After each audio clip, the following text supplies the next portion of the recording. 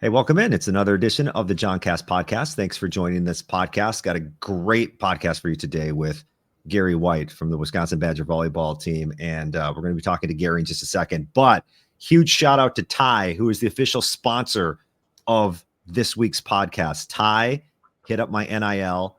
And I said last week, if you want to sponsor a podcast, hit up my NIL. So Ty, this is sponsored by Ty. I don't know what Ty does or anything like that. But Ty, if you want a message attached to that, send me that, and I'll get that in next week as well.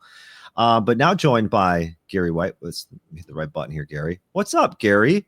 How are you? Doing? Well, I'm doing well. How are you? I'm doing well. It's a good Monday, getting things started, getting ready for the week. I mean, 2 good matches this past week and heading into another 2 good ones this upcoming week.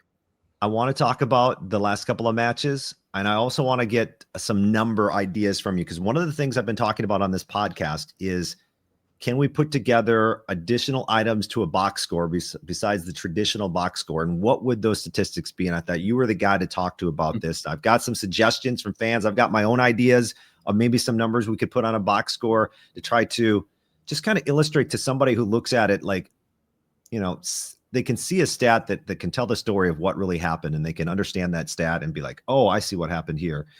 So I want to talk to you about that a little bit as well, because we've got some great suggestions. Gary, you're the person that I've gotten so many comments on to say, get Gary back on the podcast. So welcome back. Well, I'm glad all those viewers or now, since it's a video podcast, so viewers or listeners, all the above, are enjoying you and I in a deep dive of numbers and charts and Excel files and all that kind of fun stuff there. And it's fun when I run up to talk to you after a match, you're always asking for the box score because you're always interested to see what were the numbers of the match. Yeah, exactly. So let's talk about the last match for your team. Obviously, the big storyline there is Charlie Fuerbringer's injury. Still don't know the extent of that, but I guess, how did you feel Addy Horner performed after the injury to Charlie? How she stepped up? Yeah, really, really proud of Addy. Really proud of the team as a whole. I think as you go back and we watch the film of the match and just the quality of balls that we were putting in, one from the passing side to make it a little bit more comfortable for Addy, put her in the pocket a little bit more, make it easier to make quality reads and make quality sets. I thought she did a really good job of 2 option balls, of being able to create opportunities for our attackers to have big windows. I think for a setter, that's one of the things you look at, is how do you handle kind of that 2 option space, the ball in the middle of the court, right around that 10-foot line. And can you put up a good ball? Can you still work antenna to antenna? There are some scouts will look at setters and say, all right, she hits the 10-foot line. Everything goes to the left side. It's all to the left side. So middles, you can take a step to that space. Now we've got four hands and a solid block against that. With our offense, if we can do really well in that space, you can still have 3 hitters. You can have an attacker on the left, attacker on the right, like Quest, and then out of the back row with Una or Mimi. So you still stretch that block out across the entire net. And I think that's one of the things Addy did really well, was just continue to put our hitters in good situations. As a team as a whole, from set to set, I thought we got better. And that's one of the things of when Addy came in is, hey, it's not about anyone having to do way more out of their zone. Just be really clean with what you're doing, and that'll help each other. Passers, just create quality opportunities for Addy to set a good ball.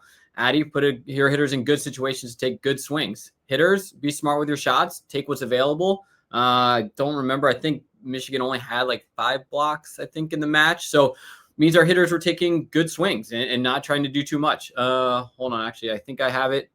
They had 3 total blocks. We hit the ball out of bounds 5 times. And so, it just not giving a lot of errors or easy points to our opponent. Our servers did a good job of not trying to do too much, of just create good opportunities. So on the whole, I thought we played a complete match. And that's, as the season evolves, regardless of who's in or who's playing, whether we've got Madison on the right side or Egan there, that we just continue to play quality ball as the match evolves.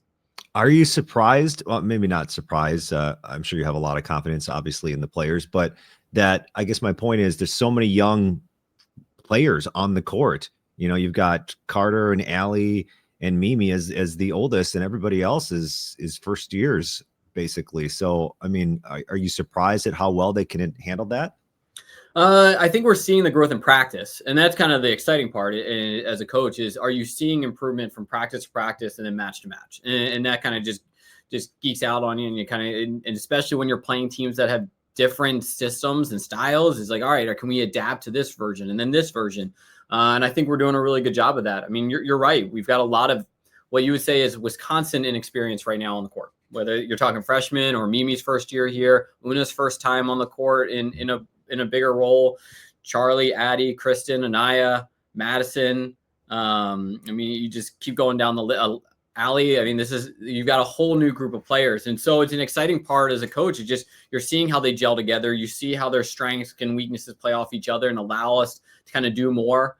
One thing's in the match, I thought Una and Simon did a really good job when they were in the backcourt of taking more court as a passer and allowing our front row attackers to have a little bit more freedom to be able to get into their attack routes a little bit sooner rather than have to hold the pass. So I think you're seeing little layers that are starting to show. And that's exactly what we're wanting, is it doesn't become more difficult for an opponent to scout us. And they may go into, just like when we go into scouting, is you look the last couple matches and then a couple matches before that, and you can see where teams are really putting their emphasis and their focus on improvement. And for us, that's what we try to do. How do we continue to push our ceiling? And then those little gaps or little holes that we think teams will exploit, can we just get better at that each little week and kind of build on that as you head to the end of the year? How about some numbers from the match yesterday? Because obviously the team hitting percentage is something that you guys continue to produce at. Was it 356? That's pretty crazy. I know you mentioned on the post-match show at one point on the go, which is the left front attack, the left side attack, at one point it was like 750. How did that number play out, and kind of how can you break down that 356 attack percentage into smaller pieces and kind of give a better perspective of where that was coming from? Yeah, I'm going to go off of what Johnny Pulver, our graduate assistant, kind of does. And so he's the one on the sideline who's kind of sitting in that first seat. He's typing in every contact that happens in a rally. He's also grading it, giving it an evaluation. So if you get a kill, there's a certain value for that. Or if you have an error, there's a different value for that. So Johnny spends a lot of time in the actual tagging, and then between him and myself, we kind of do the analysis and kind of start to disseminate that information to the coaches. So we actually have like a 12-page packet of stats that we run of kind of stuff that we look at in a match. And, you know, you're kind of asking about the go. It ended up being, let's see, I'm going to just scroll to that page. Una hit 444 on the go, and Mimi hit 556 on the go. So anything on an in system, that's what we consider the go, an in system set to the left side. And anything over 350 is pretty much elite in a match. And so it's a really exciting number there. As a team as a whole, out of system, we hit 150. So that's something we're kind of on par, but I think we want to get that even higher. Can you get up over 200 out of system? On the match, we hit, according to our stats, 370. And that little difference is probably like whether it was a down ball that they considered an attack or we didn't. So there's like minor differences, but overall, it's pretty similar. What I think one of the things that stood out to me is just from the passing perspective.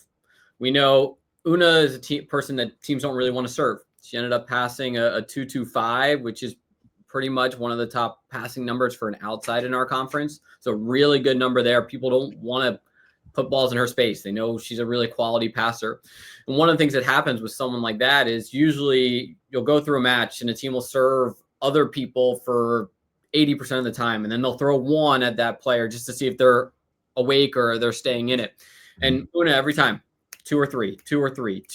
Every time they would try her. And that's just really good, is that she's just ready for the moment when it comes, regardless of her having to see 6, 7, 8 passes in a row. Like, it can be a one-off and she can have a good pass. Kristen had one of her best matches. She passed a 229, which for her, I think would be one of her highest ones for the season. So you're seeing growth and her comfort there.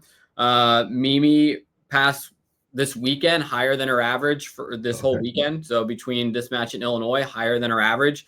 So for someone who is continuing to develop as a true 6 rotation outside, someone who can handle the pass to attack and all that, super excited with the progress she's making. And she's spending a lot of time in conversations with Britt and John and kind of developing the strategy of how does she want to go about her individual sessions, what focus areas she has in practice, and then the system that we build on top of that. So for all 3 of our passers, 3 really good examples of coming out of this weekend. And 1, it's got the numbers behind it. And 2, you're just seeing their confidence in those spaces as they go. And as a team, we passed a 216. Okay. Served well.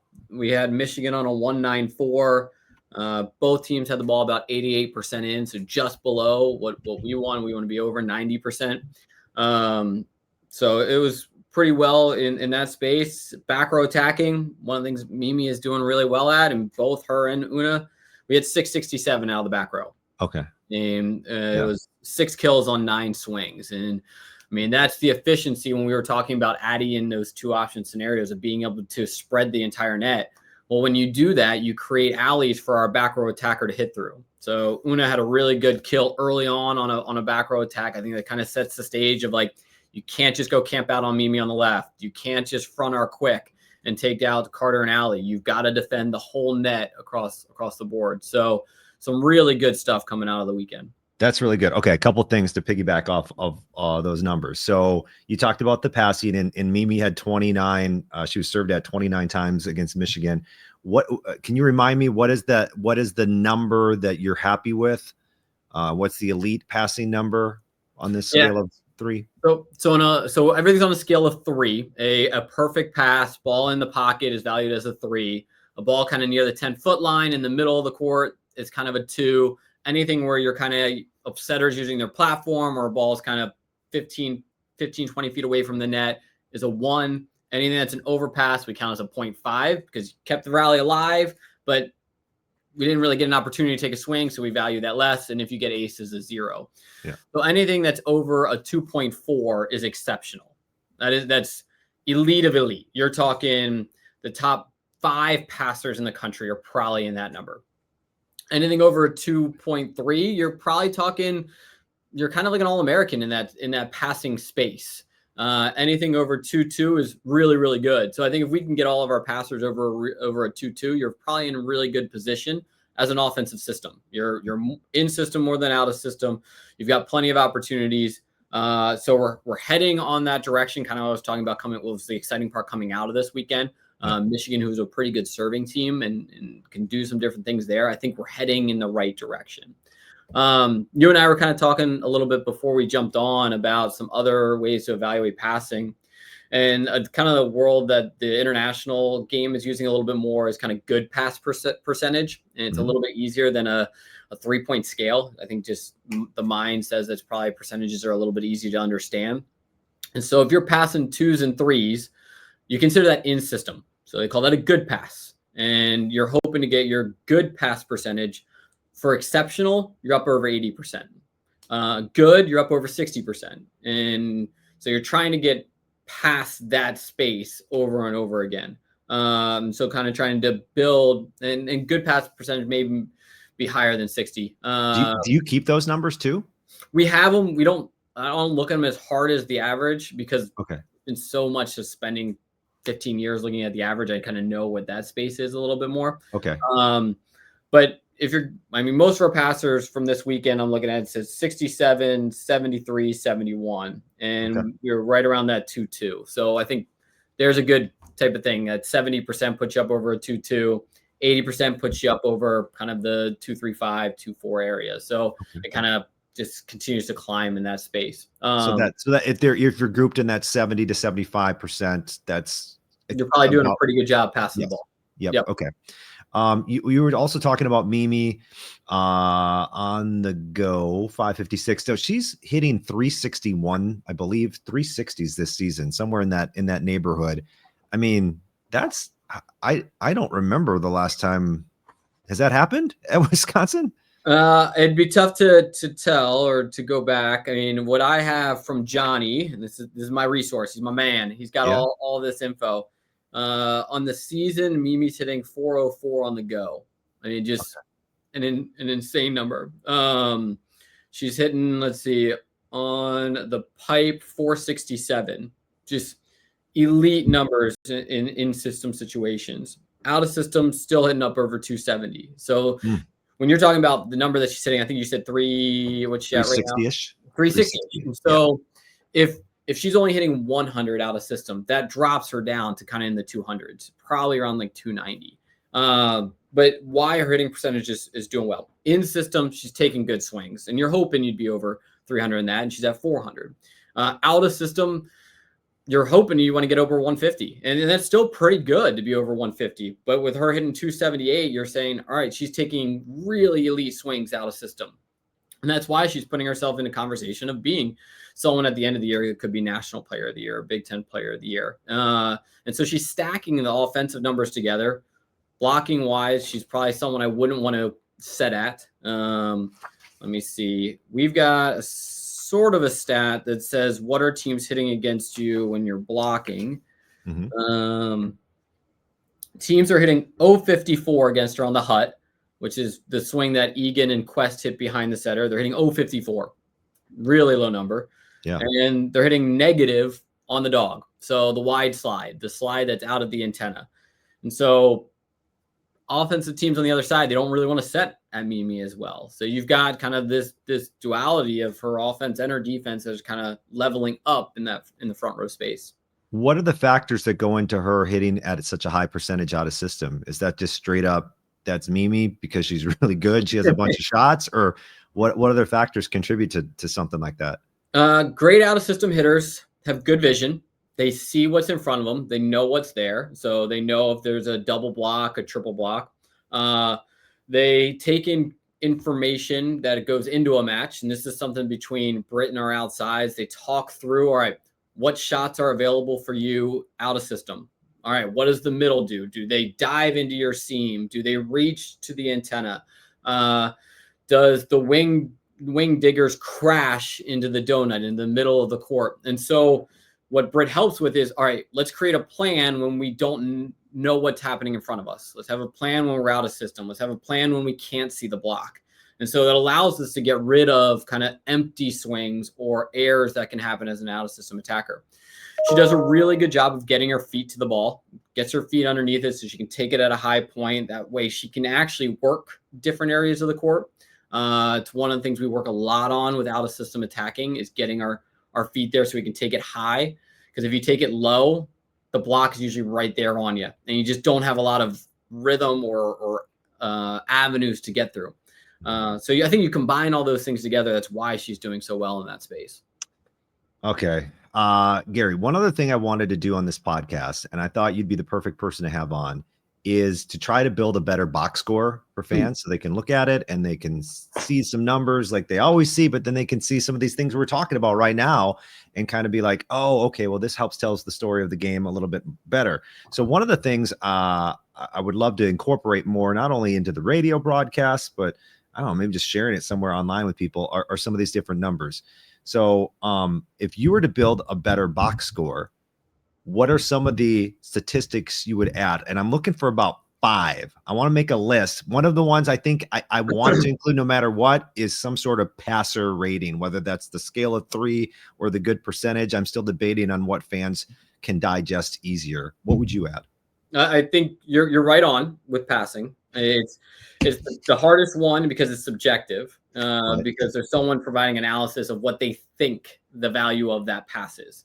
And sometimes the setter comes into play, or if you're running a 6-2 or a 5-1, that can play in there a little bit. But I do agree. I think it's one of those stats that has a massive impact on a match that doesn't get shown in the general box score. And I think we were kind of talking about the good pass percentage. It's an easier way to understand percentages. I think that the reverse of serving right now, the stuff you see on serving is service ace, service air, ball in, just those 3. And I could chip a ball underhand into the other side of the court. I'd have 100% service rating according to the current box score without any idea of what happened off my serve. And so a one way to analyze it would be, how often did the other team have a good pass off your serve? Kind of take the reverse. You're already doing good pass percentage. Yeah. Do the reverse there. We talk about it in relation to point scoring percentage. How often when I serve did I score a point? That allows us to know our rotations of what we're doing well or what we're not doing well. So I think there's kind of that duality between those two there, because I think you want to value passing because I think it tells a story, but I think you also want to value the serving of saying, how did people do off of that server, and gives that a little bit more of an analysis like you do with an attacker, a kill or an air. I mean, you're giving them the plus and the minus there.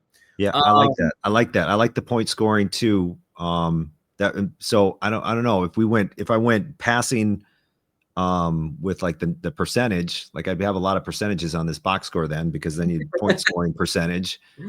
You kind of have to figure out what that means. But I do like the passing off the serve. So that would be like aces, errors, and like opponent passing.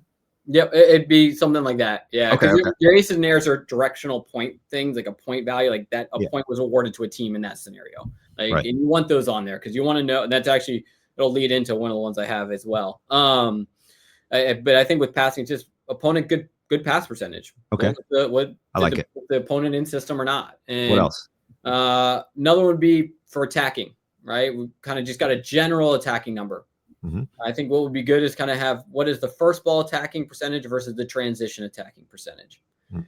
And that's that first ball and serve receive. How well are you attacking? And then once a rally begins, how are you attacking? You know, you go back to the 1 year we played Stanford in the national championship in the final, and we outpassed them by a lot. I mean, they may have been around a 1-8, we may have been around a 2-1.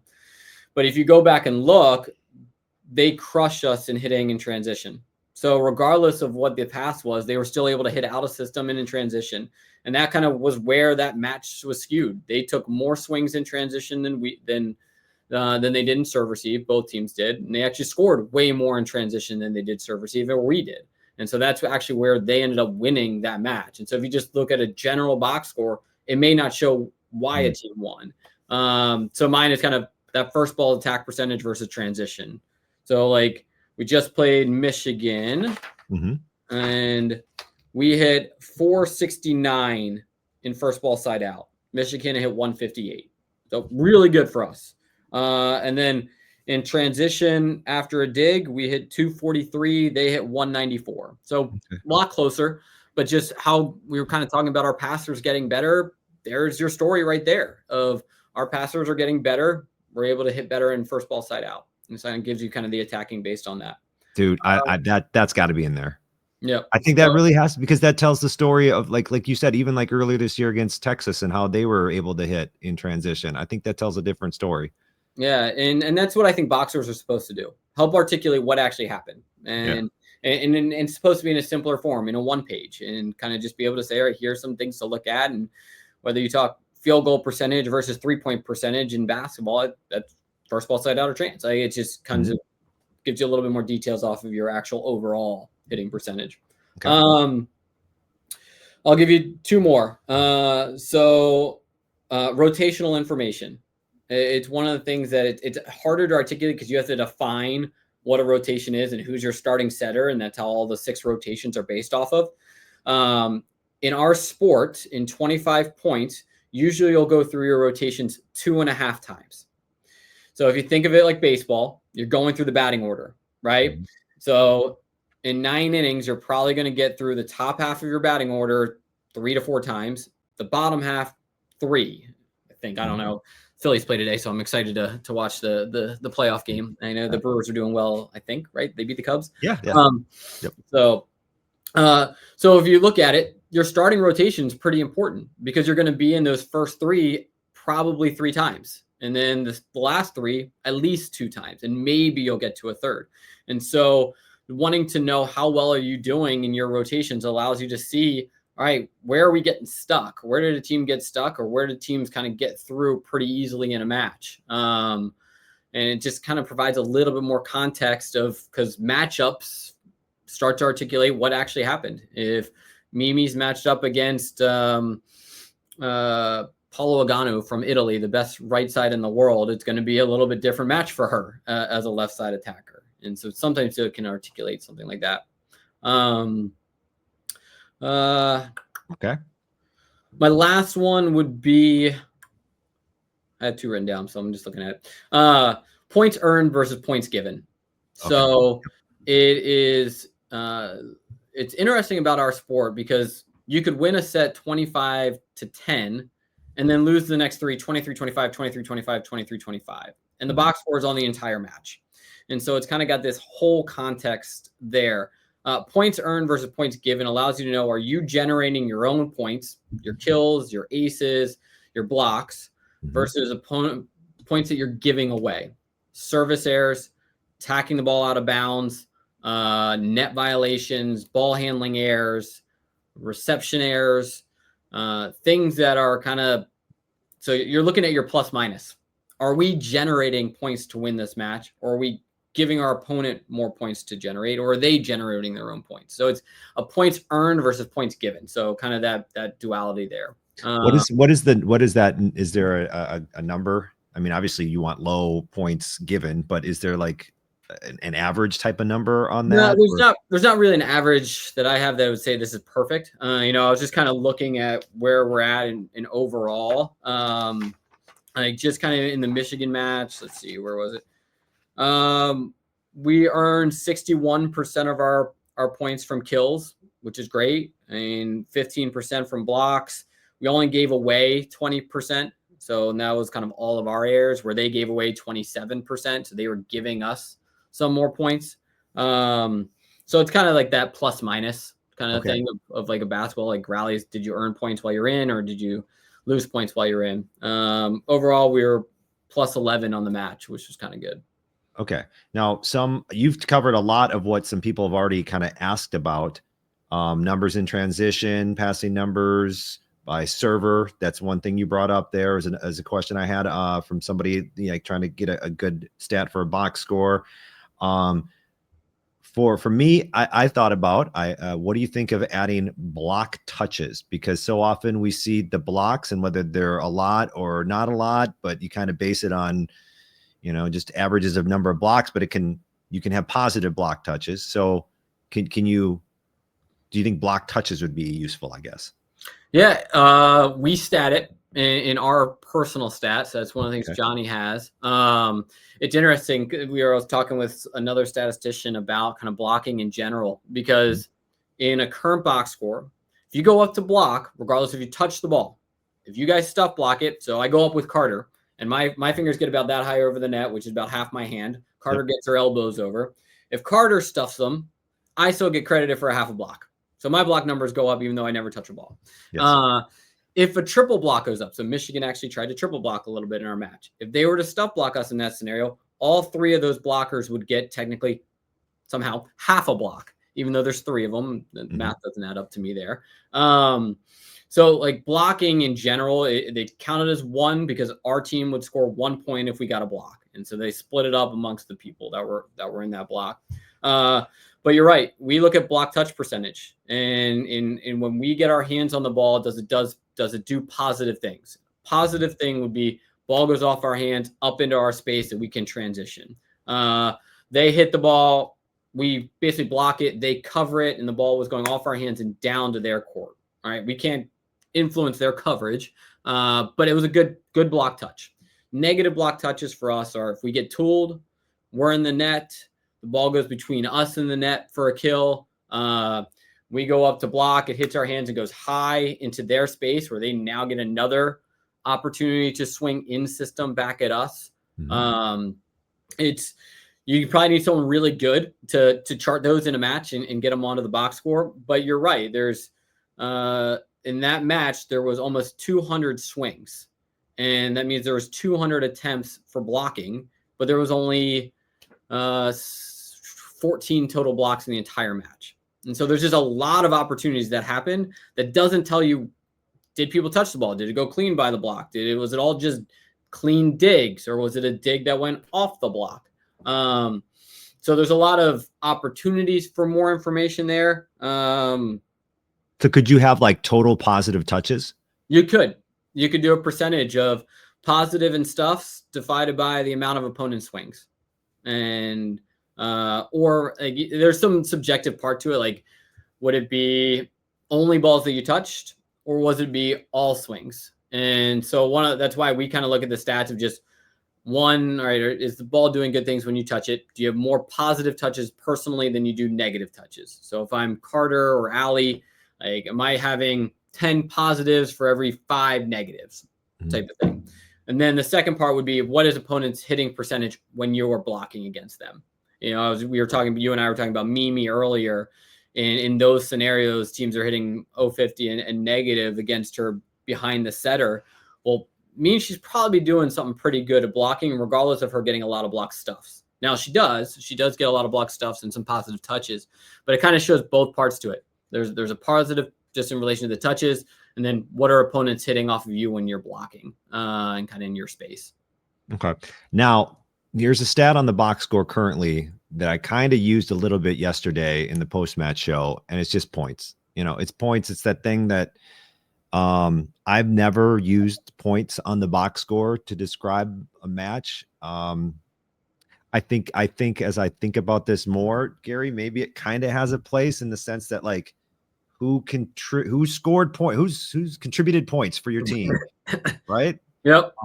And that's a combination of a number of different things. It's aces and blocks and kills. How do you feel about that statistic on the box score, I guess, in general? And is there something similar that we can like replace it with that tells a better story of a player's contributions? Because it's a good question, because points are something you see a lot in the international game. It was funny this summer, as a lot of our players were playing in VNL or within World Championships, Ashley Steffenpohl, our SID, and I were kind of going back and forth on the information we were publicly pumping out about our players and how great they were doing, and it was super exciting for them. And as they start their next pro seasons this upcoming year, and internationally, they use points per set a lot, and how many points did someone get into a match? And in their world, since they don't use subs, you're basically in the entire time unless you're the middle, right? Because you're playing your 3 rotations. And so those players, those attackers, they're in the entire sequence of a match. And so their impact when you talk about points per set or points overall are a lot more relative to that match itself. And it tells the story like you were kind of talking about of telling that story. In the college game, since we do use a lot more subs, there's an influence that can happen because maybe your front row outside doesn't play back row. So much of your points are attacking. I mean, you're usually getting anywhere from 13 to 16 kills in a set if you won the set. And so that's the most points of the 25 points. So that's going to have a heavy influence on your points per set. It'll go up with really good servers, people that can score aces behind the service line. It's not something we emphasize in practice at all. We don't tell our team to serve for aces. There'll be opportunities for that by putting in good ball and getting into space. I thought one of the cool things was Addy, her first serve, came in and put a rocket on them, and I don't think anyone was ready for that. They hadn't scouted her serving over and over again. So technically her point went up because she got a point out of that serve, but it just doesn't happen as much. I'd say it'd be attacking and then blocking would be your 2 biggest that you get points for. Now, Mimi, I think in blocks per set is around 0.7, but in kills per set, she's like 5.3. I was going to say that. So when you're talking points per set, she's probably up just over 6, like 6.1. But of that 6.1, 5 out of those 6 are your attacking. Mm-hmm. So when you're looking at points and impact, a lot of it's going to be shaped by your kills per set. So I can understand the situation for both because they both can tell a different story in different parts. If you have comparable players, they can tell a good story. Like 2 outsides that are both 6 rotation players, they can tell a really quality story in that. If you only have a 3 rotation outside and a 6 rotation outside, that may be skewed by your opportunities and the amount of situations you get. And actually made me think of, there's another stat that I thought about, I just haven't figured out how to do, is like, I want to know how many points, I'd want to know kills per set for Mimi out of the 3 front row rotations she's in versus the 3 back row. And how much of an impact does that player have based on whether you start in a certain rotation or not? And just kind of pulling some of those things together of just how our sport is different than a basketball where it's just by possession. You've got people that can only be in the front row at a certain time and people that can only be in the back row at a certain time. So it just influences some of those situations and scenarios that are possible. All right. Final question for you, Gary. Since we're talking about this, all these statistics, it made me think of Athletes Unlimited, which is going on right now. And I kind of dove into that on last Friday night when they were playing their first matches, which, by the way, Athletes Unlimited coming to Madison here in October. Go get some tickets to watch Sydney Hilly and the rest of the athletes as they try to crown a champ. But they do things way, like, we're talking about numbers, like you start talking about players earning individual points and getting a certain number of points for like an ace or a kill or a dig or an assist, and then negative points for errors and things like that. And then the whole scoring of the 3 sets is like a total score of the 3 sets. So it's almost kind of like, in hockey, you've got 3 periods. It's kind of like that. You play to a certain number, but then you added them all up. I don't know. I guess I kind of got into, I was like, this is different. It's kind of interesting that when you look at how different the scoring is, it kind of becomes a little bit more interesting. You see how players earn these points and how valuable they are according to those metrics. It's like the fantasy sports type of scoring, right? Like a reception is worth 0.8 or a touchdown is worth 6 points. It's wide receivers are valued higher than running backs. It's a cool way to think about the game. It's definitely a different way to see it. And how do you truly value a setter versus a hitter versus a bro? Yes. And each of them have their own scoring style parts to it. Like, I forget if it's like bros have like they get a 3-option pass counted as this amount of points versus a 1-option pass. It's interesting because you like mindset wise, it's a little bit different because you've got to be mindful of every contact, every repetition, because it's going to affect your bottom line score. And, it's Sid as a setter, like every hitter she sets has a different impact on what her score may be. Right. I also want to say, like, winning is winning. Like, you really want to still emphasize winning. And I think they have a score, like if you won the set or not. Because I think you get points for winning the set. Correct. Yeah, there you go. Because I don't think you should devalue the competition itself to get kind of the scoring values. And so you still emphasize it's still about winning at the end of the day. You either win or lose. Whether I shot and hit 100 in a baseball game or I shot and got 4 points in a game, if we won, we won. And that's what I want to make sure I go home with. And so there's kind of a fun part for me as kind of an analyst and just kind of seeing the different leagues and the different way they talk about it. With it, when you talk Athletes Unlimited or LOVB or now MLV, they've got different ways to do it, or even the beach side when you talk AVP or FIVB. So each one has their kind of own style, own system, and it's different ways to view the game. It makes it exciting, I think. VNL, they value wins differently. Like if you win 3-0 or 3-1, it's worth 3 points. If you win in a 5-setter, it's worth 2, I think. If you lose in a 5-setter, it's worth 1. If you lose 0-3 or 1-3, it's worth 0. So it values not just playing the long game. It's like, no, let's win right now. And I think I looked at it once just to see how the Big Ten would shape out. In relation to that type of scoring. And it moved people maybe 1 or 2 places. Okay. It wasn't far, but it's just a different way to think about it. And I mean, if you're winning matches 3-0, 3-0, 3-0, 3-0, you're probably a pretty strong team. If you're winning 3-2, 3-2, 3-2, all right, you can compete pretty well. You show that you can handle tough moments, play in 5th sets. Probably not as dominant, so you want to play the long game. So it's some different ways to see the game as it's played. I kind of want a fantasy volleyball team now, Big Ten fantasy volleyball team. Like, I want it on my app. I want to just pick all the players and get all the points. That would be fun, man. You just better make sure you set that roster on Monday morning so you're locked in. Now that the Big Ten plays throughout the entire week, there's a game almost every night on BTN or BTN Plus. It's an exciting time for volleyball for us. And I think we're on TV this week as well. So it's going to be kind of another fun week of volleyball.